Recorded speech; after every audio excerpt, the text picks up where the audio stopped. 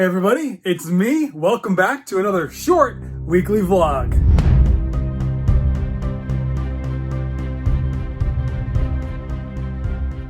So basically what has been happening these past couple weeks is I posted the weekly vlog about a day or two late. I know a couple weeks ago it was like a day late, and then the most recent one was like 2 days late, and it kind of throws off the whole like the content of the following vlog, because when there's, you know, a few days less in between vlogs, there's like less things that occur and happen, obviously, so I have less things to show you. But there was a really amazing new Mando Season 2 BrickArms release that I did get in at the start of the week, and also something else from Avengers Endgame that was entirely random. So let me show you those two things, and then that'll mostly be it for this one. Flashback. So my order from Eclipse Bricks just came in. Link to Victor's store will, of course, be down in the description below. But this is the big new BrickArms Mandalorian Season 2 release. I've got mostly everything here, at least one of each of the new weapons, excluding the new Mayfeld kit, which unfortunately was sold out when I went to place this order. It's in stock again now, so I'm definitely going to order that soon. However,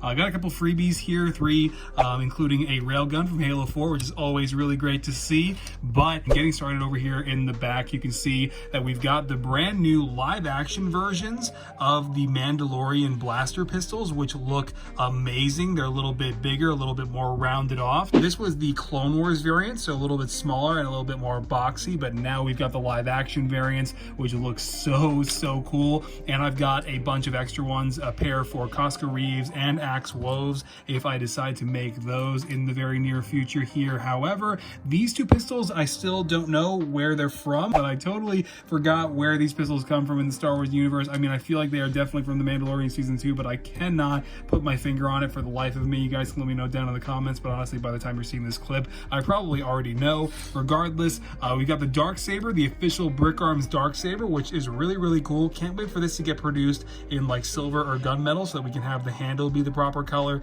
and then paint the blade effect. But I definitely wanted to get one regardless of the base color, as the design is just really fantastic and the best one so far in the LEGO community. This is Fennec Shan's sniper, which I'm very excited to use for an eventual custom of her for the Book of Boba Fett. These are the blasters that were used by the Magistrate's goons in Chapter 13, so I got a couple of these in case I wind up making a couple semi-purist versions of those hooded guys for my eventual Ahsoka custom to go up against in some edited photos. And then this is Cara Dune's giant sniper rifle that she had in Chapter 15, The Believer. Absolutely love this one and can't wait to equip the official LEGO Cara Dune with it. Don't plan on making my own custom Cara Dune, but that is definitely going to go great with theirs. These are the Dark Trooper blasters, which is super cool. As you can see, these actually have the removable magazine, which is always really cool. Love to see that on any BrickArms weapon, but especially new weapons for the Mandalorian Season 2. I mean, this is just so cool, and I can't wait to equip a couple of eventual Dark Trooper minifigures with these. I actually have the OMV Customs Dark Troopers coming at some point, but obviously LEGO is making their own later this year.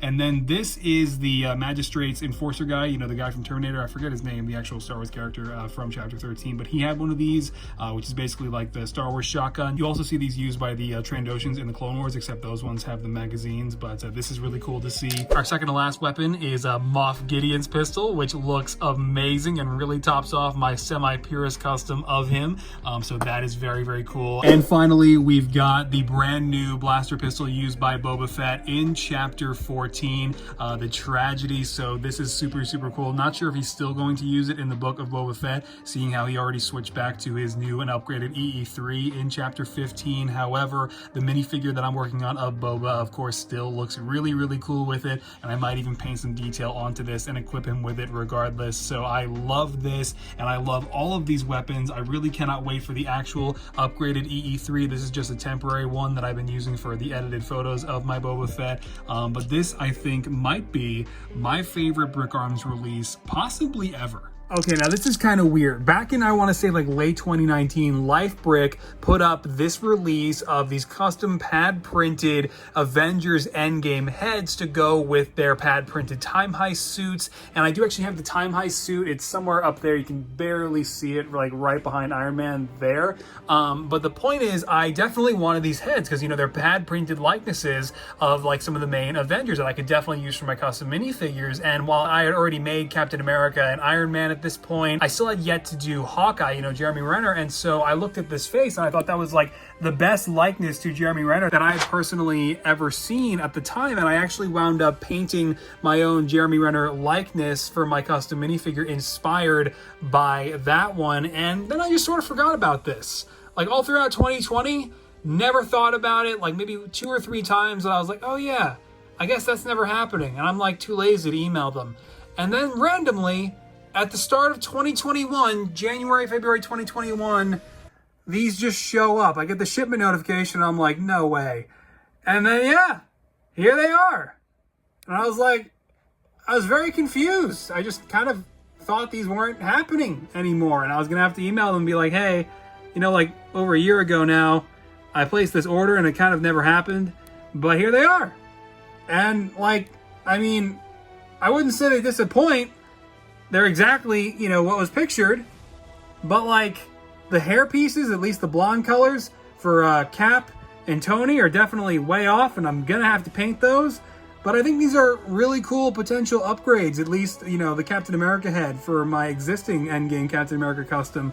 The Hawkeye hair, I don't really know how accurate that is. And honestly, having the pad printed head in person now, I'm kind of happy with the one that I already did. But the Nebula is really cool. I like the Bruce Banner to an extent, but I don't really think that's Mark Ruffalo. I don't know who that is. And the hairstyle certainly is not really his either. But definitely a useful hairpiece nonetheless. I'm thinking about maybe using this on a Justice League Superman at some point, maybe. I think that could potentially work.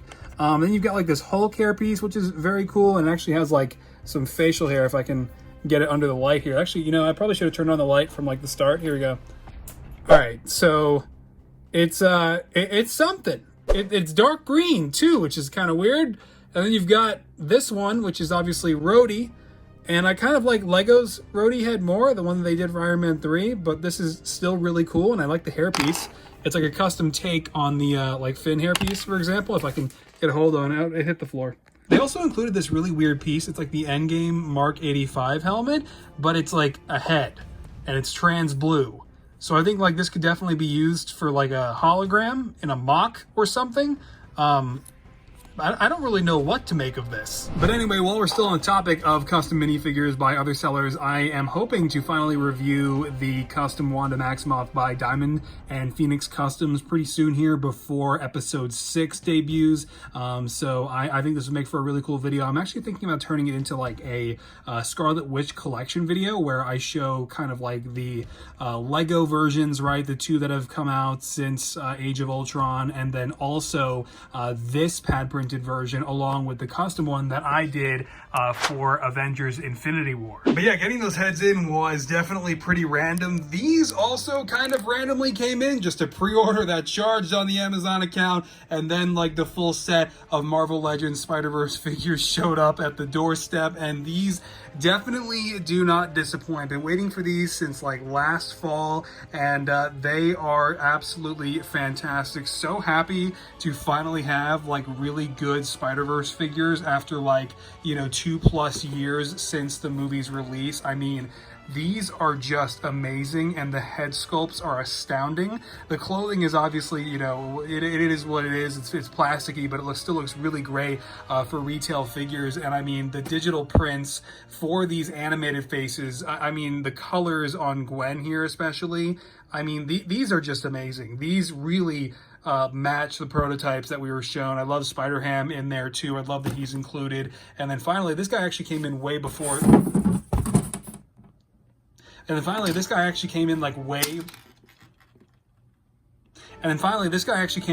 way before the rest. We've got the Prowler as well. And yeah, I just really hope that they wind up doing Spider-Noir, and then also Penny Parker and, all those characters too, to complete the set. But just getting these 4 is already more than what I was expecting. So, I mean, I am just really happy that these exist at all. They're amazing, and I really wanted to show them to you guys. But yeah, otherwise, that's mostly it. The Super Bowl is happening right now still, I think. I think halftime just happened not too long ago.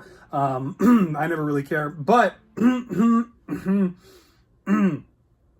Falcon and the Winter Soldier trailer did just drop, and I did a reaction for that and threw that up really quick, and I still have to put up the reaction to WandaVision episode 4 and 5, which I have recorded, just have to edit that. But because this is going up today, Monday, I will have the WandaVision reactions going up tomorrow, Tuesday, and then the Wanda minifigure, video will be up on the main channel at some point later in the week, and I'm just kind of making this stuff up as I go along while, starting to slightly panic about the Mando showcase needing to wrap up pretty soon, which is not going to happen with how much work is still involved. And I just really want to get started on Falcon and the Winter Soldier customs like as soon as possible, because I'm also thinking about the scope of work involved to make both Falcon and then like Zemo a little bit too, and possibly Sharon Carter with the new hoodie that was revealed and some other stuff. As a customizer, I'm kind of like, that kind of looks like it's gonna require some time, and so, yeah, I'm gonna go. I'll see you guys next Monday. Now that I've got the weekly vlog back on track and actually posted on Monday, so thank you guys for being so patient with me in what is already the second month of 2021, and hopefully I'll have a haircut by the next vlog. That'd be cool. Probably not. Bye.